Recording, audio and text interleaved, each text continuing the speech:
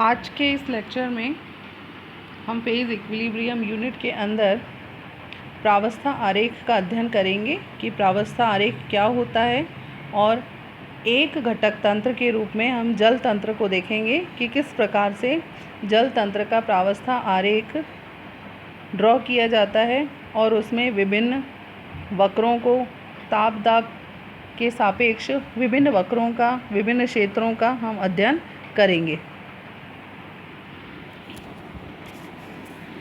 Phase diagram या प्रावस्था आरेख क्या होता है? फेज डायग्राम एक पदार्थ के विभिन्न फेजेस या विभिन्न प्रावस्थाओं के बीच संबंध को दर्शाता है। एक डायग्राम या एक आरेख विभिन्न ताप और दाबों पर विभिन्न प्रावस्थाओं को दर्शाता है। इसे इक्विलिब्रियम डायग्राम या कॉन्स्टिट्यूशनल डायग्राम भी कहा जाता है। टेम्परेचर और प्रेशर का आरेख, टेम्परेचर और प्रेशर का संगठन के सापेक्ष आरेख, साम्यावस्था पर विभिन्न प्रावस्थाओं के मध्य मात्रात्मक संबंध या आपेक्षिक मात्रात्मक संबंध को दर्शाता है, जिसे हम रिलेटिव क्वांटिटीज़ ऑफ फेजेस भी कहते हैं। प्रेशर यानी कि जो दाब है वो फेज़ किसी भी प्रावस्था के स्ट्रक्चर को प्रभावित करता है। अधिकतर एप्लीकेशंस में यह कांस्टेंट रहता है, और अधिकतर जो सॉलिड फेज डायग्राम्स होते हैं, जो सॉलिड स्टेट फेज डायग्राम हैं, जिनमें कि पदार्थ ठोस अवस्था में रहता है, वो अधिकतर 1 एटमॉस्फेयर प्रेशर पर ड्रॉ किए जाते हैं। एक घटक तंत्र में घटक का मान 1 होता है। घटक का यह मान प्रावस्था नियम में रखने पर, प्रावस्था नियम F = C - P+2, इसमें C का मान 1 रखने पर, और हम ये जानते हैं कि किसी भी तंत्र में प्रावस्था की न्यूनतम संख्या 1 हो सकती है, अर्थात P = 1 रखने पर जो स्वतंत्रता की कोटि का मान है वो अधिकतम 2 प्राप्त होगा। अर्थात तंत्र की पूरी अभिव्यक्ति के लिए हम अधिकतम 2 चरों की हमें आवश्यकता होती है, जिन्हें ताप और दाब से हम दर्शाते हैं। क्योंकि किसी एक घटक तंत्र में प्रावस्था का संगठन नहीं बदलता है, क्योंकि वहाँ एक ही घटक है, कोई दूसरा घटक नहीं है, तो उसका किसी और के साथ कोई रासायनिक परिवर्तन भी उसमें नहीं होगा, तो इसलिए उसका संगठन भी नहीं बदलेगा। अतः यह चर यहाँ पर नहीं होगा। क्योंकि स्वतंत्रता की कोटि का न्यूनतम मान 0 हो सकता है, अतः इस समीकरण के अनुसार प्रावस्था का अधिकतम मान 3 हो सकता है। एक घटक तंत्र को हम 2 चरों के द्वारा व्यक्त कर सकते हैं, अर्थात जो प्रावस्था आरेख है उसे 2 अक्षों ताप और दाब के द्वारा समझाया जा सकता है। इस आरेख को ताप दाब आरेख भी कहते हैं। एक घटक तंत्र में अधिक से अधिक 3 प्रावस्थाएं साम्यावस्था में रह सकती हैं। फॉर एग्जाम्पल, हम यहाँ पर जल तंत्र को देख रहे हैं, जिसमें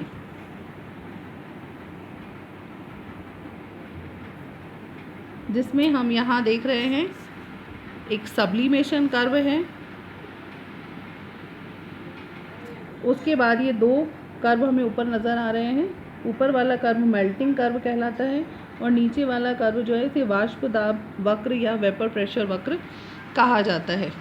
एक चीज़ और आप देख रहे हैं कि ऊपर वाले क्षेत्र में ठोस प्रावस्था है, 2 वक्रों के बीच के क्षेत्र में द्रव प्रावस्था है, और इन वक्रों के नीचे वाले क्षेत्र में वाष्प प्रावस्था है। हमने दाब को y अक्ष पर लिया है और तापमान को x अक्ष पर लिया है, और जहाँ पर तीनों वक्र एक दूसरे को क्रॉस कर रहे हैं उसे हमने ट्रिपल पॉइंट या त्रिक बिंदु से दर्शाया है। तो जल तंत्र में हमने देखा कि ठोस और जल और वाष्प ये तीनों साम्यावस्था में हैं। सब्लिमेशन कर्व जो सबसे पहला कर्व है, यहाँ पर 3 कर्व हैं। पहला कर्व हम लेते हैं सब्लिमेशन कर्व। इस सब्लिमेशन कर्व या ऊर्ध्वपातन कर्व पर बर्फ यानी ठोस अवस्था और वाष्प अवस्था एक दूसरे के साम्यावस्था में हैं। तथा जो वाष्प दाब वक्र है उस पर जल और जल वाष्प एक दूसरे के साम्यावस्था में होंगे तथा मेल्टिंग कर्व पर बर्फ तथा जल एक दूसरे के साम्यावस्था में होंगे।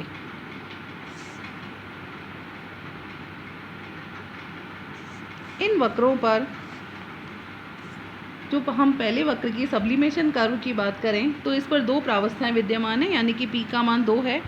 क्योंकि तंत्र में घटकों की संख्या 1 है अतः सी बराबर 1 होगा और यहाँ डिग्री ऑफ फ्रीडम का मान हमें 1 मिलेगा। इससे ये स्पष्ट होता है कि इस तंत्र को व्यक्त करने के लिए हमें केवल एक चर यानी ताप या दाब की ही आवश्यकता होती है, दूसरा चर स्वतः ही निश्चित हो जाता है। वक्र से यह भी स्पष्ट है कि दाब के प्रत्येक मान के लिए ताप का एक ही मान संभव होगा। वक्र के नीचे का सिरा परम ताप तक जाता है, जिसके नीचे ताप कम करना संभव नहीं होता है। अब हम दूसरे वक्र को देखें, जिसे कि हम वाष्प दाब वक्र कहते हैं। इस पर जल और वाष्प एक दूसरे के साम्यावस्था में हैं। यहाँ पर भी दो प्रावस्थाएं हैं, सी का मान 1 और स्वतंत्रता की कोटि का मान 1 होगा। इस वक्र पर भी तंत्र एक चर होगा, मोनोवेरिएंट होगा। वक्र पर एक बिंदु जल का क्वथनांक यानी कि 100 डिग्री सेंटीग्रेड यहाँ पर शो कर रहा है। वेपर प्रेशर वक्र पर हम देख रहे हैं कि 1 एटमॉस्फेयर प्रेशर पर जो टेम्परेचर का मान है वो 100 डिग्री सेंटीग्रेड है, जो कि जल का क्वथनांक होता है। यहाँ पर जल का वाष्प दाब एक वायुमंडलीय दाब के बराबर हो जाता है। जैसे जैसे तंत्र का ताप हम बढ़ाते हैं, वाष्प दाब भी बढ़ता जाता है और क्रांतिक ताप यानी 374 डिग्री सेंटीग्रेड पर जल और वाष्प का घनत्व समान हो जाता है और जल उपस्थित नहीं रहता है।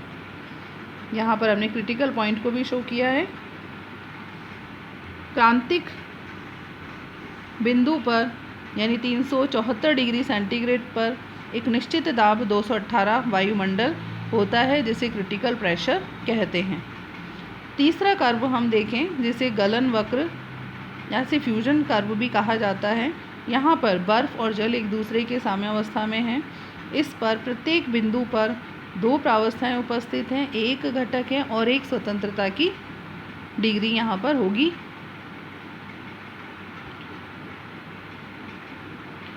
यहाँ हम देख रहे हैं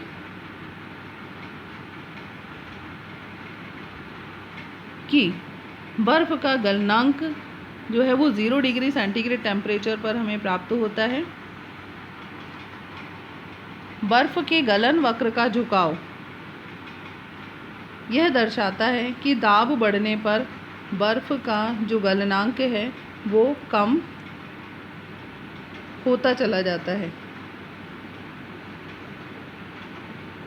अगर हम वेपर प्रेशर कर्व को सब्लिमेशन कर्व की तरफ एक्स्ट्रापोलेट करते हैं या आगे बढ़ाते हैं तो एक छोटा सा कर्व हमें सब्लिमेशन कर्व के ऊपर मिलता है, जिसे सुपर कूलिंग कर्व कहते हैं।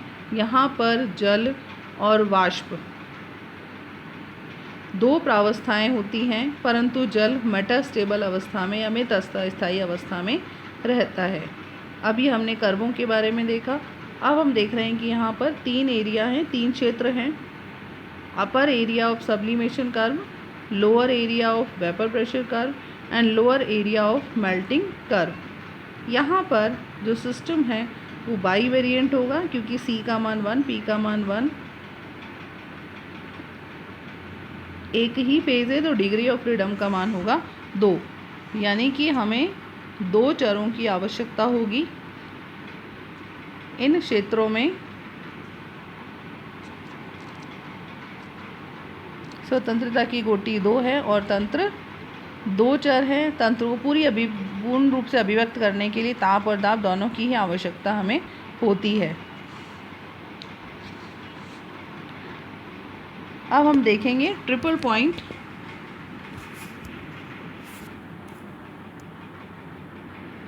ट्रिपल पॉइंट जहाँ पर सॉलिड, लिक्विड और गैस तीनों आपस में गैस ट्रांजिशन कर्व मिलते हैं।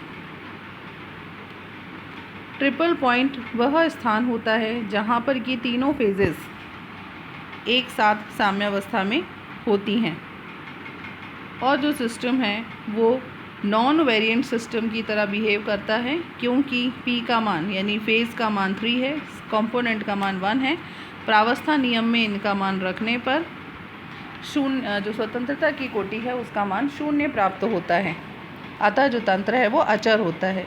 इस बिंदु पर तंत्र को पूरी तरह से व्यक्त करने के लिए हमें ताप दाब किसी के भी निर्धारण की आवश्यकता नहीं होती, उनके मान अपने आप ही निश्चित या फिक्स हो जाते हैं। प्योर वाटर का जो ट्रिपल पॉइंट है वो 273.16 केल्विन टेम्परेचर पर और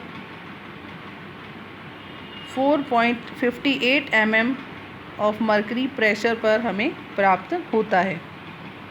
इनमें से किसी एक का भी परिवर्तन करने मात्र से ही ये एक या दो प्रावस्थाएं समाप्त हो जाती हैं। नेक्स्ट इस मेटास्टेबल स्टेट या मित स्थायी साम्य क्या होता है। जब जल को ठंडा किया जाता है तो उसके वाष्प दाब में कमी आ जाती है और वाष्प दाब में कमी आने पर हमें वाष्प दाब कर्व के सापेक्ष उसका जो तापमान है वो धीरे धीरे कम होता चला जाता है।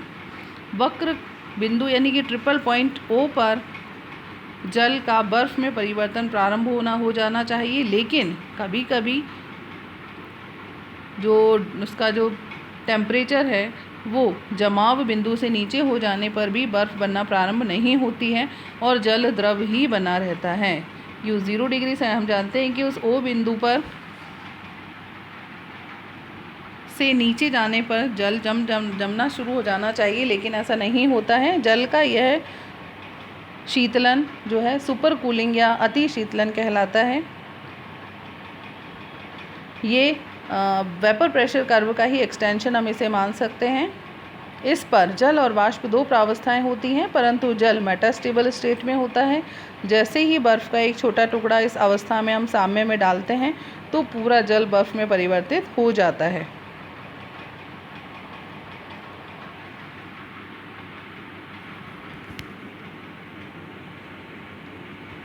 ये मेटास्टेबल स्टेट इस सिस्टम की बहुत अच्छी बात है, एक नया